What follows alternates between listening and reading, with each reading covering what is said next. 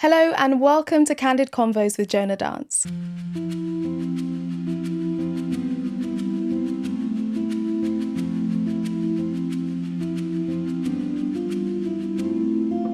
My name is Monique Jonas. I'm the founder of Jona Dance and your host for today's episode. Here at Candid Convos, I have the wonderful pleasure of inviting lovely guests to join me in conversation about pretty much anything and everything contemporary dance and the wider dance industry here in the UK.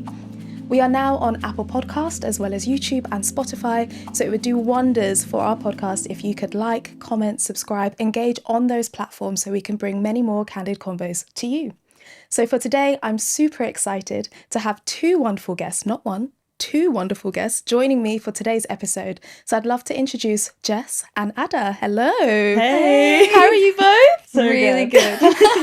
I love that the hey was in sync. It was like, hey. Why are we talking in unison? I know. Just establishing the vibe. Yeah. Well, welcome to Candid Convos. How are we feeling today? Really good. Thanks for having us. I'm excited. I love that. The stylish outfits, both. You're also in sync. Well, we're actually all in sync with the leg cross situation. Oh, right. Yeah. Can you tell that we're dancers or we're trained? You know, we're all sat here ready, like. Got a degree in this. Yeah. I'd love for us to just take our time one by one to just introduce yourselves, let us know who you are, where you trained, and also like what you do or how you would call your journey in the dance world so far. So Jess, we'll start with you. I'm Jess. I'm a freelance dance artist, moving between performance, choreography, facilitation. I trained at the Place after being on the CAT scheme there, which was sort of my journey in. I started dancing with hip hop before then moving into ballet and contemporary. Stop, why did I not know that? Yeah. I was in a crew. Were you? I was in fiction. Oh, come on. Yeah. Yeah. So I used to compete in street dance and solo and crew. And then I moved more into like codified training at the Place. Did my degree there. While I did my degree, I was with Avant-Garde too. Again, reconnecting with that like hip hop theatre approach. And then upon graduating, I did my apprenticeship with Phoenix Dance Theatre in Leeds. So I went up north. I feel like I'm learning so much right now. I'm like, and spent the year with the company. I was apprentice for part of the year and then joined them for their national tour of Inside Giovanni's Room, which was so fun. Nice. Upon graduating, I moved back to London and have been freelancing since. I co-founded my company, Milton Keynes Dance Theatre, in 2019. Fantastic. So that sort of like accompanied me all the way through around the country, where I like teach, choreograph, perform, and create opportunities for dancers in my hometown. So yeah, I'm sort of like moving between different areas and seeing where the current takes me. Yeah. Very versatile. Yeah, I love it. You mentioned everything. That was a whole bunch of stuff. It's incredible. We're going to get into some of those things in a moment. But Dig deeper. absolutely. We love to just dig deeper. So passing on to you, Ada. Well, I'm Ada. I'm originally from Italy. I grew up in the Dolomites, in the beautiful mountain area of Italy. Wow. And then I moved to the UK when I was like 6 or 7 to Edinburgh. And I started there, but I didn't start dancing till quite late, actually. I was a runner. I was an athlete. So I did all of the cross-country running, all of the sprinting, all of those kind of things, which was super popular in Scotland, and I loved it. Wow. And then somebody somewhere called me into dancing, and I got a scholarship to go to Elmhurst. So like little me went to Elmhurst for 5 years, trained a lot, did a lot of ballet, and then I watched Rambert, Alina Curva, and I loved it so much. Oh my gosh, what year do you remember It what was year you watched Alina Curva? You were in it? Stop. No, which year? Because I'm going to... Oh my God, it was exposing myself. 2016, 20... You were in it? Yeah. No way. You've met your icon. No way. Anyway, I watched Monique. And then I decided I wanted to do contemporary because I was like, I'm finished with ballet, which never ended up finishing, but it's okay. Yeah. Then, To be continued. To be continued. I went to Rambert for the last 3 years and I graduated in 2026. 2025. 2025. I was like, this is 2026. 2025. 2025, yeah. Which wasn't that long ago. And since then, I did a whole bunch of apprenticeships. I started with Wayne McGregor Company for a few weeks. New Adventures. I spent a bit of time with Scottish Dance Theatre. I spent a bit of time with Ace in Birmingham. My word, how did you have time to do that? Well, because I'd been in vocational training for such a long time that I was like, as soon as I'm like in the world, I want to connect with people and I want to just like do as much as I can. And then the fixed apprenticeships were Wayne and New Adventures. Yeah. And then now I'm working with New Adventures on Red Shoes. Oh, fantastic. So that's been amazing. And I've been with them since like September, and it's been an on and off thing. Yeah. How have you found the tour? Amazing. I mean, I've been on and off the tour because I'm also freelancing. So it was like call in for me. Yeah. So I got to be kind of free with it. I got to be like immersed in it. I feel like you've got such a good balance. This is kind of how I did New Adventures. Where like I would do a show and then I wouldn't do a show, then I would do a show, then I wouldn't do a show. Because there are some people who are really, really dedicated to the craft of the company, which is amazing. And I'm not saying that I wasn't dedicated, but I also valued my stuff outside of it. So I think it's great that you're able to come in, do the company life, do the big touring thing. Gently. Balance. Yeah, just gently like, hey guys, all right, see you in a bit. Do you know what I mean? Exactly what I do. I love that. How did you find your time in higher education training? So we're specifically looking at like London Contemporary and also Rambert School, even though I know you've mentioned Elmhurst and other places, etc. Like, how did you find your training experience? I had a really wonderful time. I did quite a lot of research before choosing where I wanted to study. Okay. And like read the course spec. And I was the first year of the new course at the place. Oh, yeah, okay. So we were sort of the trial year as such. But I really, really enjoyed the influence that I was able to have and like the opportunities to use my voice to shape the course to be what it is for the following years. And because I did my A-levels in biology, psychology and maths. Okay. So I really didn't want to leave that like academic rigor as such. And I found that the place really gave me so many opportunities to key into that. Like my dissertation was fully written. Same. I chose to do that as well. A deep dive into some like dance psychology frameworks, which I found really interesting. Amazing. And formative to the rest of my practice now. So yeah, I think I loved it. The people were fab. And the main thing that I took from it, I think, is the ability to use my voice. Yes. And see myself as one whole. What do you mean by that? I think because I came in with my choreographic experience with MKDT and then this identity of me as a dancer, actually going to the place you were exposed to so many different practices. And I also had these 3 strands in my training background of like ballet, contemporary, street related styles. Yes. And in my mind going into study, they were very separate. But actually going to the place and having, you know, crump in the morning and then Bharatanatyam and then strength and conditioning and then a reflection session actually allowed me to sort of see myself as a 3D being where all of these facets can interlink and feed each other rather than having to compartmentalize these parts of myself. Yeah. Do you feel like you were able to draw connections between the styles because you had already trained in multiple styles before you arrived? I think it's a bit of both. I think mainly it's to do with approach and reflective practice and actually taking my time outside of the class, not necessarily being in first position at the bar and being like, oh, this is similar to a crump position, but actually then taking the things that I've learned and letting them resonate in my body and then investing in that like personal research outside of the space, looking into like contextual histories and improvising in the studio just to like see how it's resonating and what's crossing over. So I think it's as much about like reflective practice and the approach to technique rather than the physicality itself. But to have those foundations definitely helped. Yeah. I was similar in the sense that I had studied jazz and tap and modern and ballet and all of that stuff at Arts Ed before I went to Rambert School. Rambert was very like ballet contemporary. you wouldn't really get, when I was training like Bharatanatyam, for example, Yeah. we might get a workshop where we looked at Kathak. That definitely happened, but maybe not in the same way that the course at LCDS would give like a module to Yes. Bharatanatyam, for example. Yeah.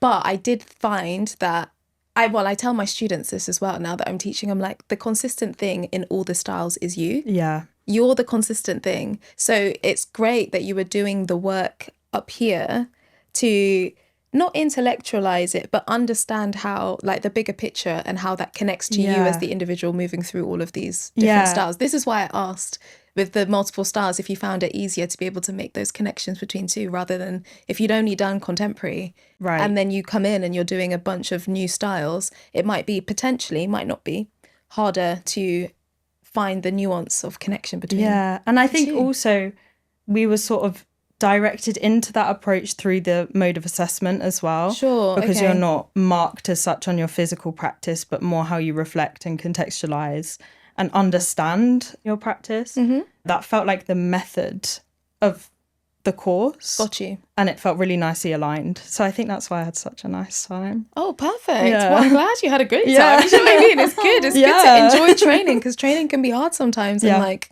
really intense, and you're tired. Oh, it's all of etc. those things as well. Do you know what I mean? But like, it's good to find the things that you're like, oh, this really aligned with me, and this is why I chose the school, and this is why my journey in training was like that. So Ada, what about you? What was your journey like? During my time at Rambert, I worked a lot with Akram, and we did 3 different works of his: Sacred Monsters, which was the duet that he did with Sylvie, Yeah. which was beautiful, and like a group of us did that. And then there was Jungle Book, which was another group, and I did Cash, which was the most like technical one of the 3. But all of us got to kind of like delve into what his work and what he was doing, and I think that was the most enriching part of our whole time at Rambert, because otherwise, not strict kind of ballet, but there was a lot of heaviness on the ballet. And like, we would do our solos as well very often. And luckily, there was also like Gaga with Chisato. That was super beautiful. Stunning. We had Chisato, She's my incredible. queen. Yeah. She's a queen.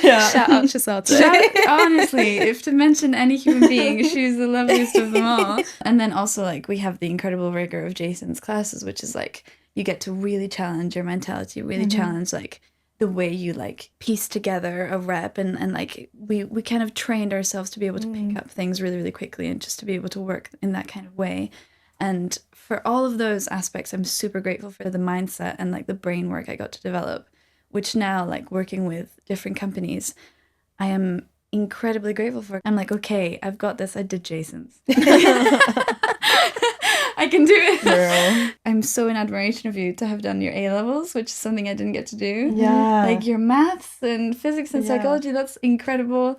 I wish I tried to do online A-level maths when I was at Rambert. Oh, that's quite a tricky. Yeah. That's quite a tricky time to bring A-level maths In into the first year. question. Yeah, that's quite a tricky. especially Online first as year. well. No, Like, it wasn't no. it. It wasn't it. The heavy like Paul Libert Graham that was happening in my life, I needed to balance out. But I guess it's something that you would be able to access at a later point if you wanted to. University, You know? I mean, we've all got a bachelor's, so it's always in the cards. Absolutely. Which is the best thing ever, because if ever you want to like go into that kind of more educational, more like intellectual mindset, it's always there, and we got to have that road. My time was amazing. I really loved it. I'm infinitely grateful to Rambert for like making me a whole person, because before that I was just like a training body. Yeah. I was really just working hard and like refining technique, and like I trained very, very, very classically from 11. yeah.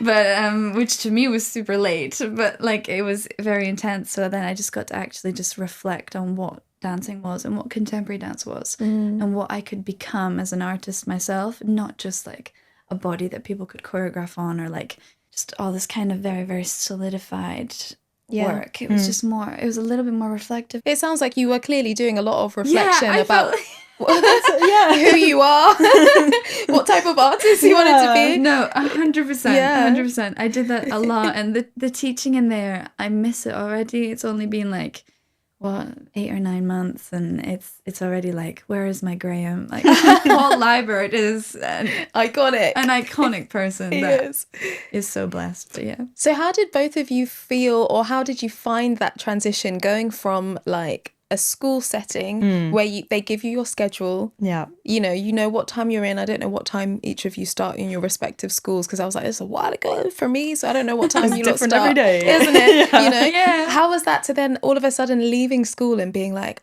oh, like I'm in charge of my full schedule? What was that like? I felt like I had the bridge through my year with Phoenix. Yes. Because I graduated from my BA and then went into company life, which you have your schedule given to you. You have your classes planned for you. You have your travel booked for you. You do. Lovely. Yeah, you're so well looked. Sometimes. Depends on the company. In New Phoenix, Adventures, you book your own travel. No, we were well looked after. I did no booking. So I feel like that was a really nice transition for me, and something that I wanted to do as well was really like immerse myself in that training in the company life to sort of develop those skills and feel like, yeah, this is work. And I feel like that year training so intensely really charged me up to be able to, understand what the lay of the land might be looking like as a freelance artist. Yeah. Touring around, speaking to artists that are older than me as well in the company, learning and taking so much from them. I had a wonderful mentor, shout out Yaz, who again helped me like bridge that gap into the freelance world. But I think from September, again, that step was something I knew was going to be happening. Yes. Like I feel like I went with wide eyes, or like, an understanding of what I was going to be stepping into. And I'd spent the year with Phoenix trying to plant seeds of things that would make that transition a little bit smoother, because it's going to be rocky. It's a big shift in terms of like dancing hours, your identity. I mean, I'm sure these are things that we'll get into, but my choreography with MKDT has been a constant. My mentorship with National Youth Ballet has also been a constant. Yes. So having these two strands to really hold me and have my community that I can go to and be like, help. Yes. At any time has made it bit of a smoother journey. Yeah, sort of ironed out those steps a little bit more. Nice. That's good, because I know that it can sometimes feel like quite a big jump. I remember some people, like, you wake up and you're like, I've got the whole day. If I don't go to class, no one's going to tell me to go to class, or something along those lines, I mean, for me, there was so many moments that I got to experience with companies that taught me to like assess what works for my like future in my day. Yeah. And also like Rambert for me was an in-between, a very, very serious vocational timetable where like for the full day I would go from class to academics to class. And so like Rambert for me was much more flexible, and I could kind of like also, see the time in between what I wanted to do with it. And so like after vocational training, which was the whole 8 years when I graduated Rambert, I was just so excited to have all this freedom to explore everything I knew was out there. So like even like as an educational mind, just like learning new things. I didn't end up having all the time that I thought I would have. Yeah, But this is the thing. Like you have big dreams. Like you I'm have- gonna exactly. have so much time on my hands. Exactly, but the time on the hands is exciting. Like I'm like, oh, like I've not played an instrument in a really long time, and I would really like to take that back up, and like I need to learn a new language, and just like all these things that like you would just love to do that you don't have time to do when you're vocationally training. This is something that in this free time I wanted to like delve into, just to be a whole rounded human being and like bring into my practice.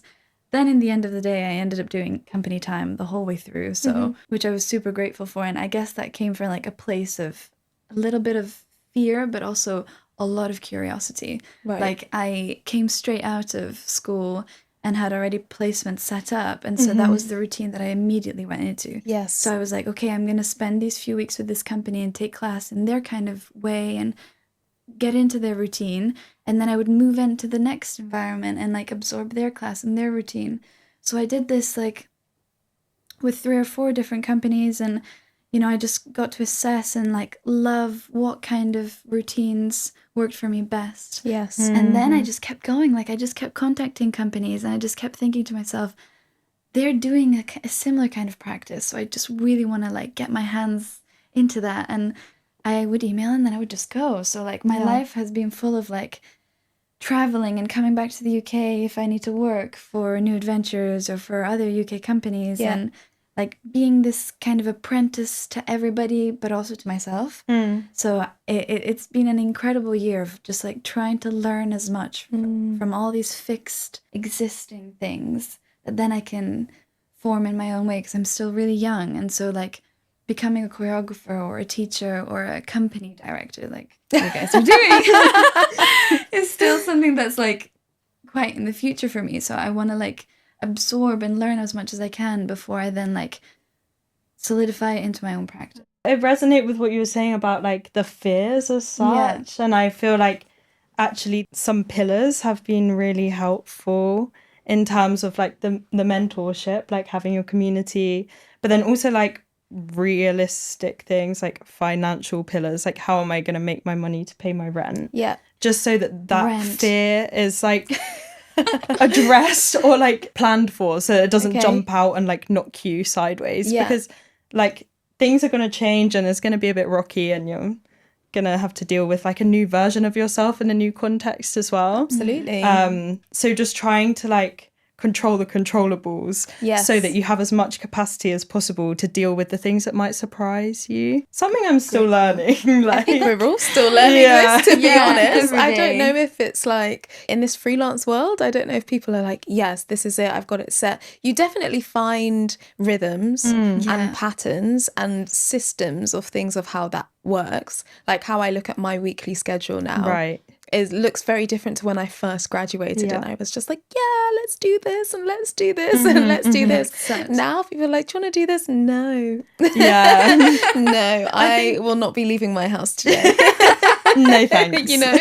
Yeah. But tomorrow's an outside day. Yeah. I can see you there. This is a big thing, the inside versus the outside days. Yeah. This is something that really has like shocked me, because I guess when I was with Phoenix as well, every day was an outside day. Yeah. And I was like choreographing while I was in Leeds. I was choreographing in Milton Keynes. Yes. So I was also commuting, like every day was an outside day. Wow. But actually something that's really shocked me about like going freelance as such is how much hidden work there is. Oh, can you say some more? Tell us about the hidden work. What have you discovered? The concealed labour of like applications, Yeah. of admin, of diary planning, of choreo prep, of class prep. When you're working across these different facets, I do like illustration for dance psychology conferences and research projects with like One Dance UK, Lucy Clements and Newcastle Business School. So that's like something that I never saw myself doing, but that's very much like me and my iPad at home. How did you get into that?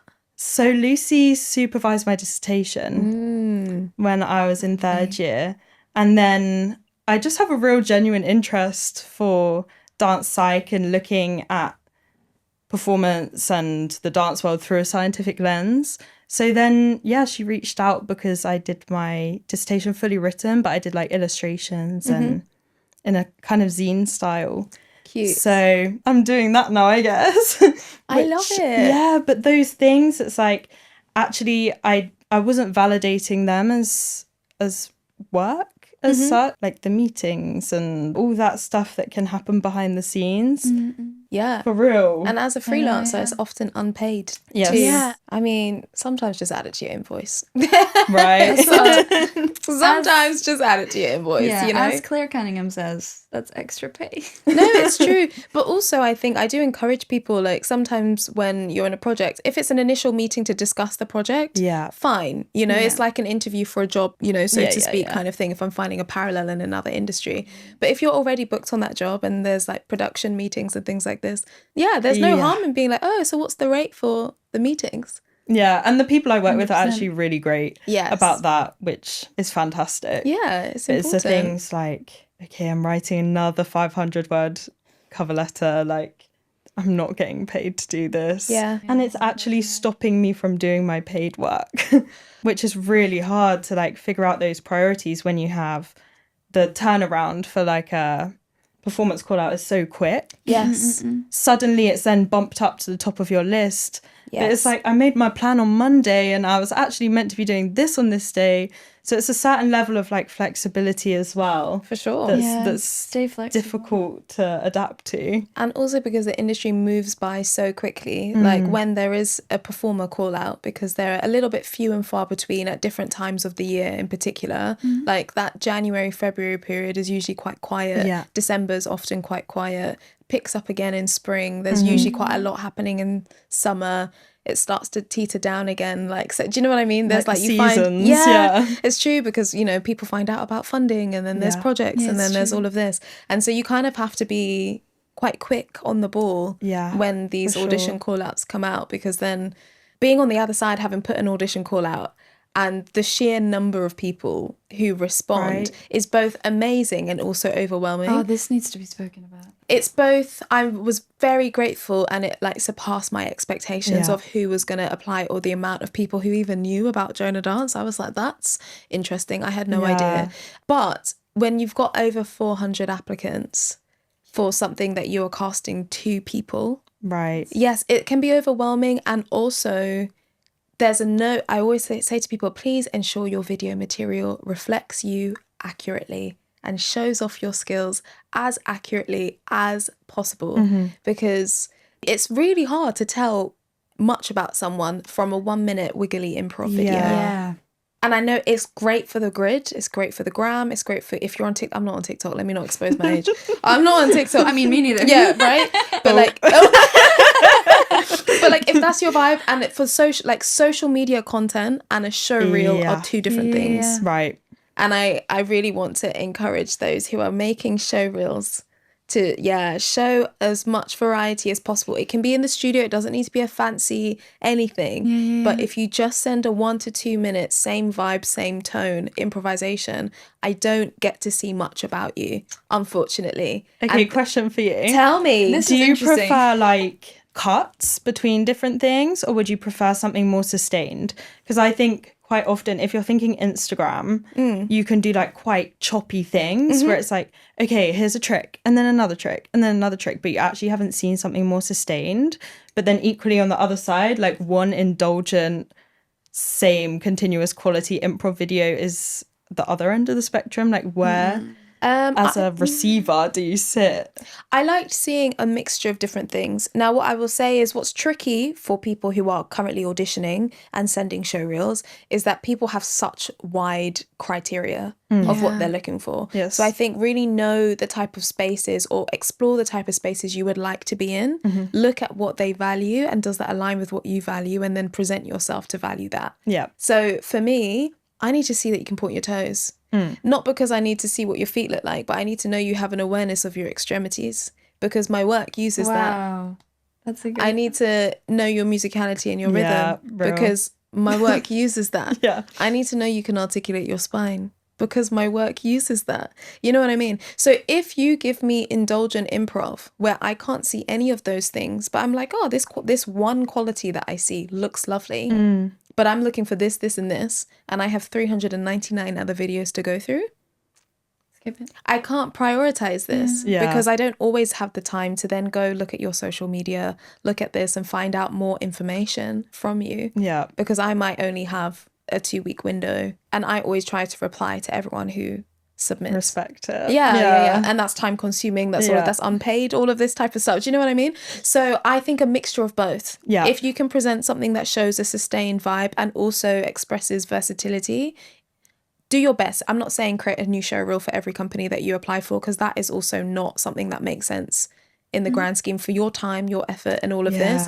But if you can find something that is as varied as possible, and like I said, it doesn't need to be high production value. You can be in a studio and present a bunch of different things. That's fine, because then I'm like, oh, okay. Oh, I see you do this. Oh, and I see you do this. Oh, and I see you do this. See that we've done our research. Like, and that you care about what you're going into. Yeah. If you're applying for New Adventures, for example, and then you're also applying for Akram Khan, both of those companies require very different things. Yeah. Completely different. Please You do know? not send the same thing. Exactly. So you've got to know what you're applying for. If it's an do your independent project, research. just look at their socials. They hopefully have a website. Look at their website and see if it aligns. Or ask the dancers that are in there. Ask the dancers that are there. Go to a workshop if possible, if they're hosting one or something like this. And then hopefully that can inform what you would put together as your show reel. Okay, I'd love to move into the this or that. We could keep going on. Yeah, Like, all of yeah. this. I was like, we're not even in the main topic yet. I'm gonna say 3, 2, 1, and you just tell me the first one that comes to mind. Okay? Yeah. Even if you speak over it, it's fine. Fine. Yeah. Okay, so the first one is projects-based work or company work. Oh. 3, 2, 1. Project based. Oh, why project-based? Because I think company work can be project based as such, and I really value seeing the effects of being a performer on my identity as a choreographer. Yes. And being able to see how those things can weave together and up level and upskill each other. Not you finding the loophole. Yeah. I love this. I'll be on the fence. Yeah, okay, fair. I was going to say the same thing in the other way. Company work is project-based work. Like, you Oh, know right, what I there we mean? go. So, like, for me, like, when you're part of a company, it can be for a specific project that they're doing, but then you're actually part of a network of people that you can Yeah. totally immerse and connect with. And I So, guess like, a lot of companies at the moment are heading towards engaging freelancers as well. Yeah. So in terms of thinking sustainably, I think I would pick project-based. Yeah. It's not sustainable, obviously, but it's like company work that you delve into that project, then it's like, you know, you were saying about planting the seed, you know? Yeah, And then you exactly. go away, but you know they've seen you and they've been close to you and they've gotten to know your character, which is something that, like, in this whole video audition conversation is so hard to get across. Like, Yeah. And you've now got mentors and Yeah. people that will look after you and beyond. that who you have their email. Yeah. Most of all, which is like, The email. That's so good. It's also so interesting hearing you both speak about like company life, because when I graduated, company life looks very different to how it does now. Yeah. And the Completely. nature of a lot of companies being more project based Yeah. rather than like a year by year, a company sort of career Yeah. is very different now. So it's interesting. I totally agree though that the project-based work is sometimes company work and Yeah. so on. So I like the loophole that you both found. yeah. This or that Okay. or both. Yeah, you know, never the or Terrible both. at Yeah. This or that. Okay, next one, ballet or contemporary. 3, 2, 1. Contemporary. Why? Why are you Love laughing? You go. Yeah.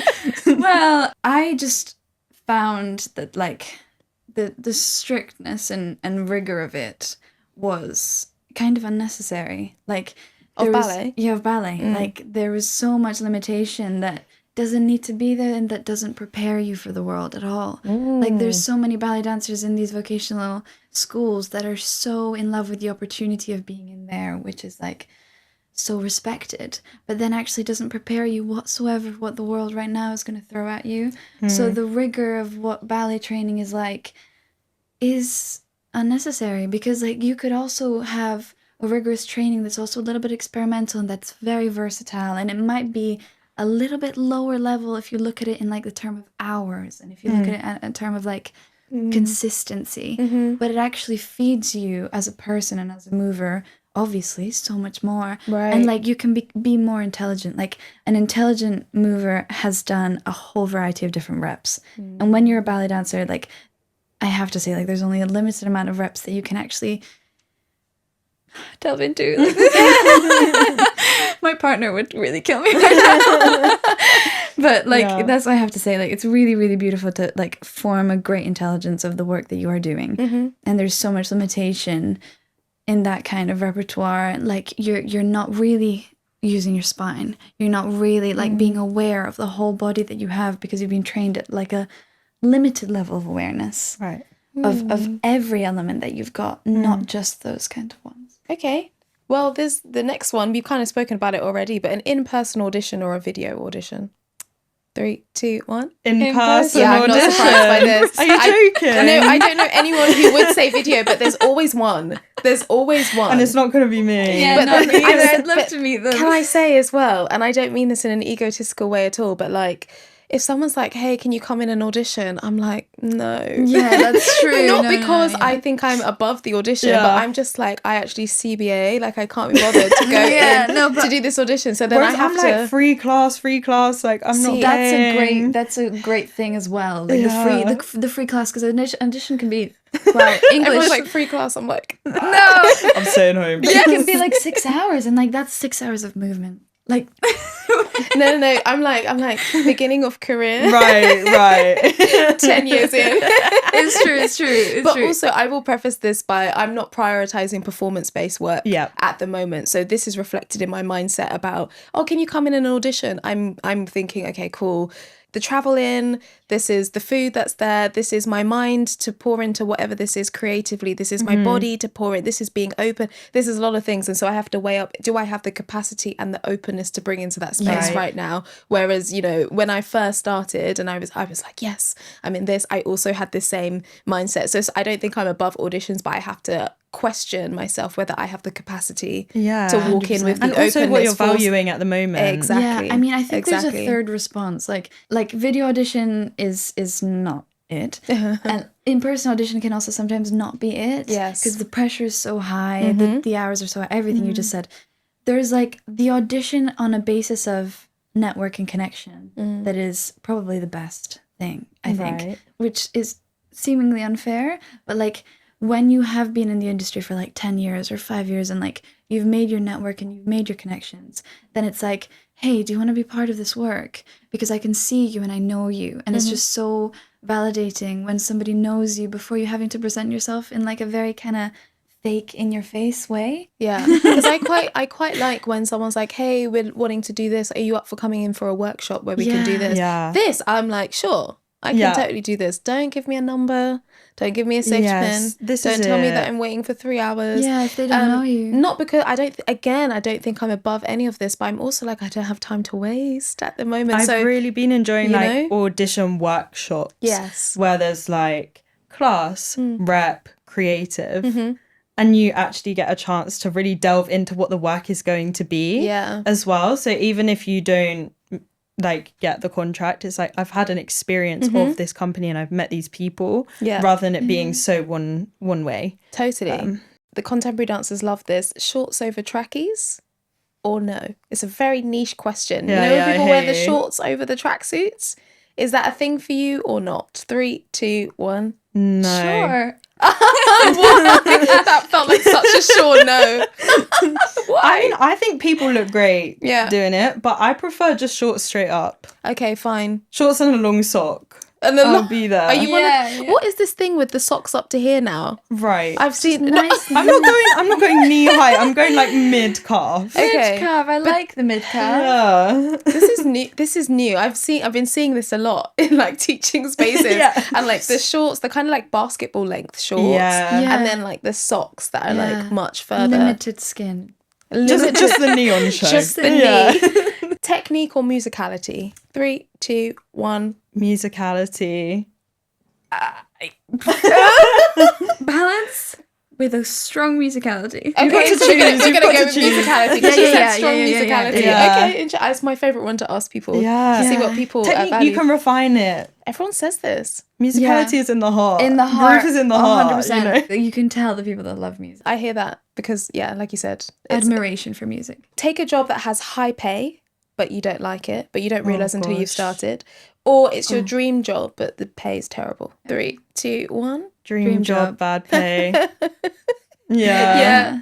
I get it. I feel like no explanation is needed on this one. No but comment. It's like, no comment. And then the overarching question for this series is, what percentage of dancers in the UK do you think have a full-time dance job? By full-time, as in they don't have a side hustle. Correct. But within their dance job, can they be like teaching, choreographing? No, so full-time company. performance job. No, dance job. Dance job. Dance job. Is what I'm going to call it.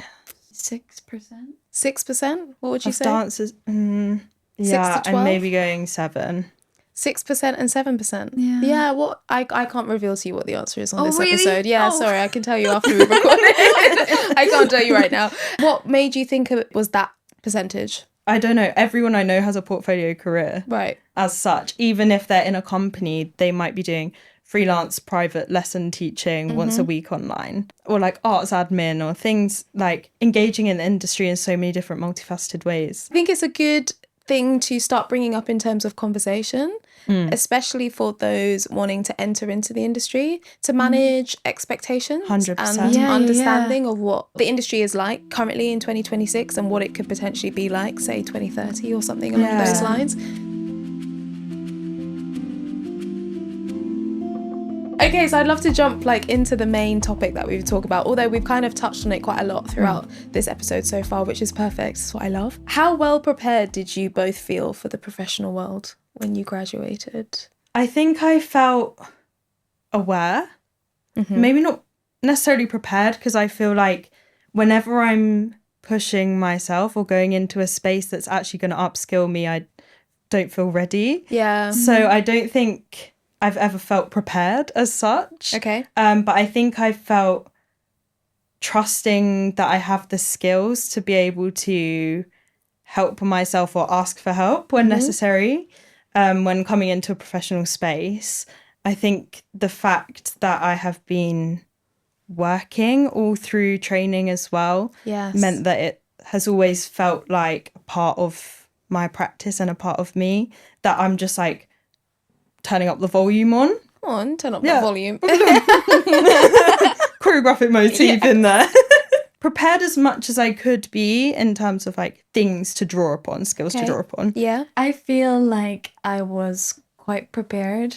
I felt like doing a lot of ballet training always made me ready. There was always something that was related to like the technical like line element that I was always prepared for. So actually, I would rather be in a space where I was unprepared. Like when I was with Akram, actually that's the moment where I was the most vulnerable and learned the most and like actually challenged myself. I think it totally depends on the environment as well, because if you're feeling that creative risk in a space where you know actually if you take the risk, it's going to be like unconditional support from the facilitator and from the dancers around you, then it's like that's the best place to be. Like that's why I do this. Yeah. But if it's actually I'm feeling this creative risk and I know that my worth as a dancer or future employment or financial stability depends on that, like that is a different kind of like nerves.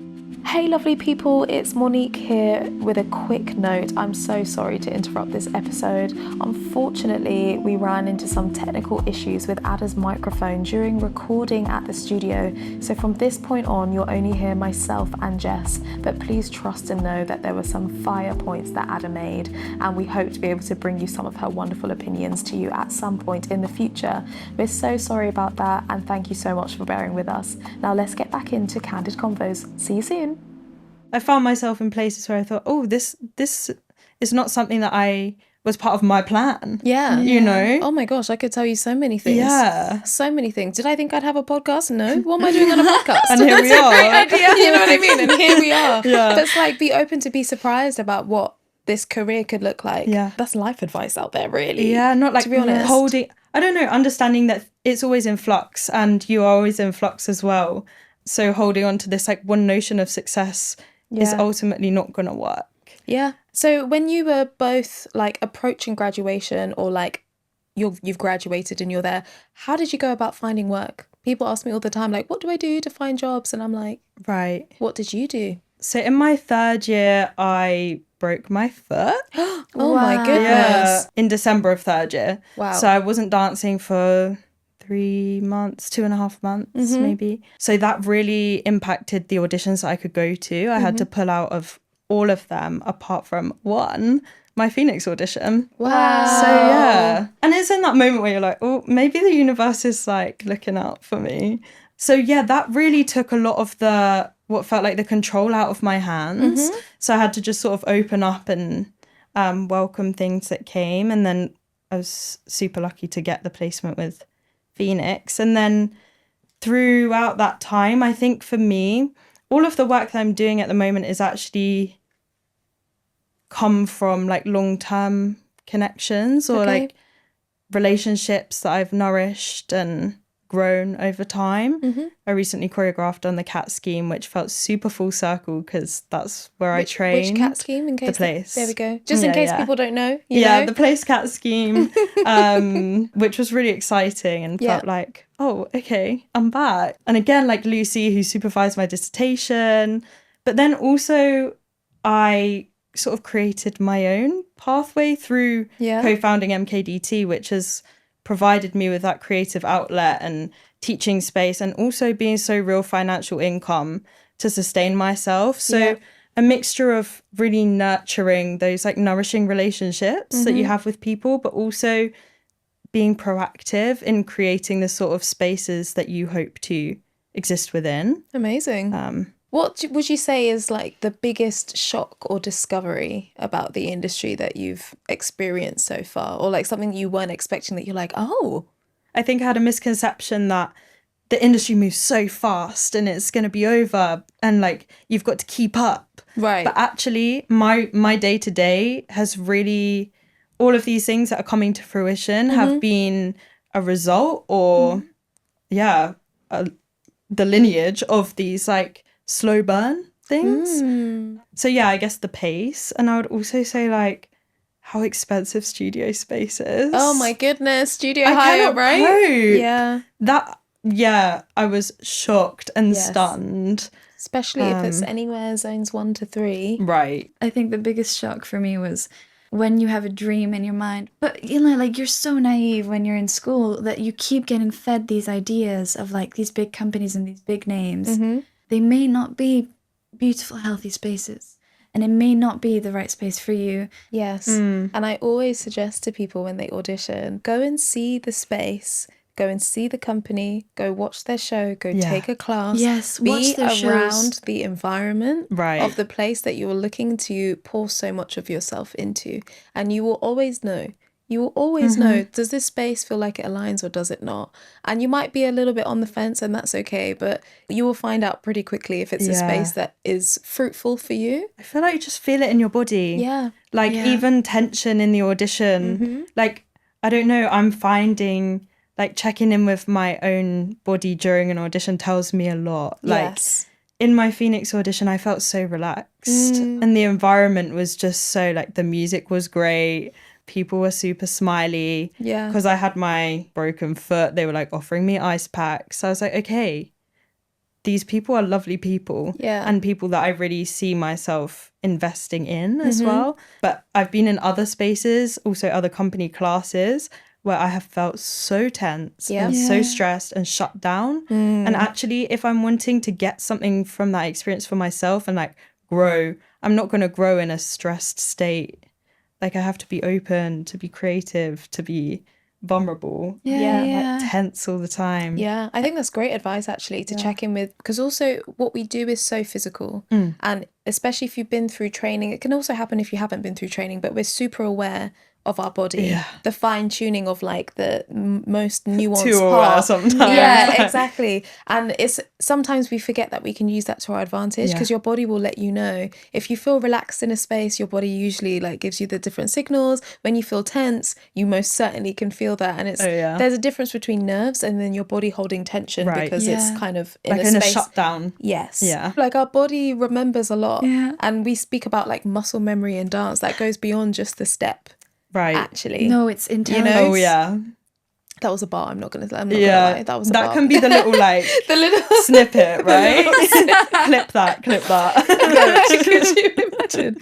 So I actually wanted to ask as well, have you had to navigate negotiating pay or conversations around finances? How does that feel as like a younger dancer fresh in the industry? Yeah, I think in that context I've found questions to be a really helpful tool to like start the conversation, because also sometimes there are like passion projects and your friend has a very small budget but they would love to bring you in and offer you food, travel, expenses covered, and actually just being like, okay, can I have a little bit of clarity around like your budget and what's happening here, because then you can make an informed decision. But actually if you're within a bigger institution that has a lot of funds to be able to offer and they're only offering to pay expenses, is a different question. Absolutely. 100%. And a different conversation. I found like equity minimums and ITC rates really helpful, just to have that kind of like guidance and evidence to measure what I'm being offered up against. I found it kind of challenging. There's a couple of roles where I've been asked to set my own rate. Oh yeah. which is really hard. We have an episode on that coming out this season as well. Yeah, I'm gonna be listening. I'm gonna be tuning in. I'm gonna learn. Yeah, how do you value yourself? Like, not undersell your time, but also not. We are still fresh grads. Like, how do you take that into consideration? Yeah. So it's something that feels a little bit like icky. Yes. Or sticky. But I found like a back and forth conversation, often in person or like on the phone. On the phone. Like, much better than emails. Yes. Just because it brings humanity to the situation. Yeah. And I wanted to ask that question because I think everyone at some point in a freelance career is going to have to come up against the question of how do I price myself or how do I navigate a fee? Does this feel like it reflects the work I'm being asked to do, etc. And when you've been in the industry for a while, you start to find like, oh, actually, I will do this or I won't do this. Oh, this is a friend, it's a passion project. This is within my scope to do this and it won't. But again, it's good to hear what it feels like when you're fresh in the industry as well, because it matters then just as much as it does when you've already been doing it for a number of... Do you know what I mean? Yeah. I also think it's just a really important conversation to practice having. Yes. Like, even if it doesn't come out the way that you hope it will, just taking a breath and being like, okay, I'm going to be so brave right now. Yeah, good. And I'm going to like have that. Because with every time you refine, like, actually that worked, or it's just evidence that you value yourself and want people to see you in that same way. Yeah, totally. Because you've trained so hard. You've gone through training. You've paid for training. You've paid for class. You've gone to workshops. You're going to auditions. Even though you're fresh into the industry, you're not coming with zero experience. Right. So I know that there's lots of jobs like 3 years professional experience is what they're looking for. And it's like, okay, fine. But people need to be willing to give people that experience in order for them to meet said criteria. Conversation for another time. Spiral. I know. It's like conversation for another time. But you're not arriving at this job with zero information. Yeah. You know, you already have information. You're just at the beginning of a new mountain going into adding professional information into that. So having conversations about how to price yourself and what are the rates and looking at equity minimums or ITC as like a guideline, all grads should have that.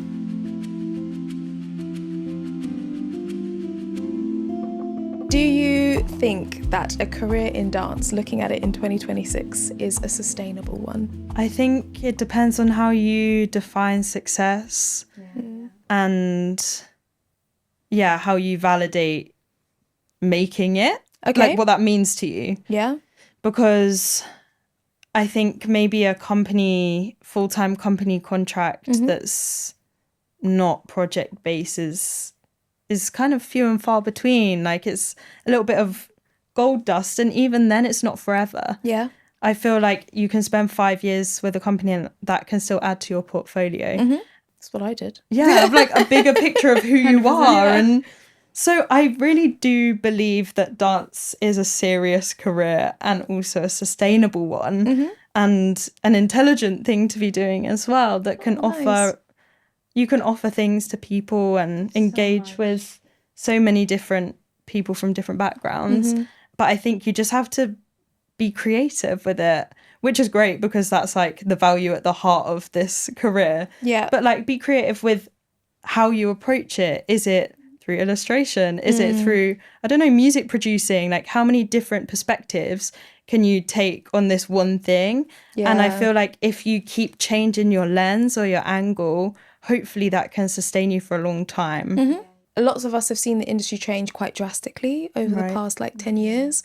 And of course, there's a question of like, where is the industry going? That's another question. Who knows? It's up to us. We're the ones building where the industry is going now.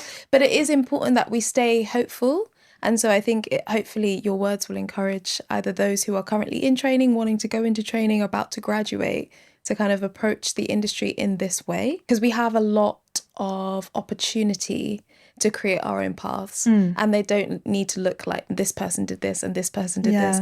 And you were saying about people who do lighting and music and this, I was like, I could literally list people who are doing this now, who started as dancers. Joshi Harriet is one. I was thinking of Joshi. You know, Magnus Westwell, who's doing his violin. You know, there's lots of people. I have a friend as well, like beautiful dancer, she's phenomenal, decided that she's now gone into a corporate space and things like Right. this. She's absolutely, I mean, it's just amazing the things that we can do. Yeah, body keeps the score. Dance doesn't leave you. Like, Ever. it can't. Yeah. Yeah. And you'll always be a dancer in whatever space, even if you're in an office job. You're Yeah. a creative person. So I think even if you do law, or if you do psychology, or if you do anything, medicine or sports therapy, you will always be a creative person who's been in that space. Any final words of advice that you would give to anyone graduating into the industry? Parting words of wisdom? Be kind to yourself and the people around you. Like, your path and your timeline is not going to be the same as anyone else. Yeah. And people like accelerate and slow down at different rates. Absolutely. So really trying to like stay in your lane, but within your community. Yeah, be kind to yourself if you need to prioritize money Yeah. for the next few weeks. If you need to pick up your muggle job, that's fine. It's not, it might not be forever. It's just like, everything is changing all the time. So yeah, just that self-compassion, I think, will hopefully keep you moving. Nice. I love that you call it muggle jobs. I Muggle love jobs that. is a I love great that. It's so good. Because otherwise we really are like magical people. Yeah. I love that. That's such a beautiful note to finish on. We're really magical people. So beautiful. So we've come to the end of our episode. Thank you so much to both of you for your time, your vulnerability as well, and the openness of expressing the reality of graduating into the industry, and also building really powerfully intelligent pathways for yourselves. This is what I'm taking from both of your journeys and what you've shared as well, that you've gone forward with hope. You haven't held back from taking an opportunity and grasping at an opportunity, and then also like going with the ebbs and flows of the industry. And I think these are like some really great things that I just encourage more young people and like, or fresh into the industry, to kind of hold as like core values, so that you can continue to develop the industry, because it's like, that's how it works. We keep passing on from generation to generation, people to people, community to community. So I appreciate you both. Thank you so much. It's been a pleasure. Yay! It's so good. And to all the viewers or listeners who have tuned into Candid Convos, thank you so much. Please continue to like, comment, subscribe, all of that good stuff, and we hope to bring you many more. Until next time, we'll see you very soon. Thank you.